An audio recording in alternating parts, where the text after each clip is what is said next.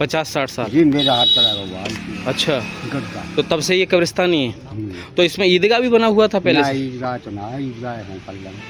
नहीं, तो इसी की जमीन में बना हुआ है, कब्रिस्तान की जमीन ना में? ना कब्रिस्तान की ना।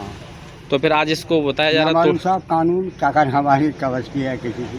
तोड़ेंगे आज, बताइए ऐसे? हाँ बस दुख हम क्या कह सकते हैं इसमें? दुख हो रहा है आपको? जी दुख हो रहा है आपको? बताइए अब बताइए। दीन के मामले में सर दुख तो होना चाहिए। दुख हो रहा है? देखो मंदिर मस्जिद एक ही है। जी जी। तो मंदिर मस्जिद एक ही है। मंदिर में भी अल्लाह का इनाम दिया जाता है और मस्जिद में भी अल्लाह का इनाम दिया जाता है। हाँ, हाँ।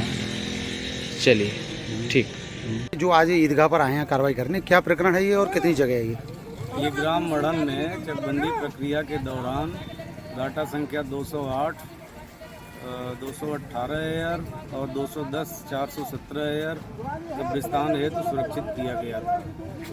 लेकिन उक्त प्रयोजन को बदलते हुए 210 में तो आज भी कब्रिस्तान के रूप में प्रयुक्त हो रहा है, लेकिन 208 में इन्होंने उसका प्रयोजन बदल के उसको कुछ स्थानीय माफियाओं ने उसको ईदगाह के रूप में परिवर्तित कर दिया और अपना प्रयोजन सिद्ध करने लगे, जिससे कि गांव में असंतोष है कि हमारे कब्रिस्तान की ज़मीन कब्जा मुक्त होनी चाहिए। तो आज क्या कार्रवाई हो रही है?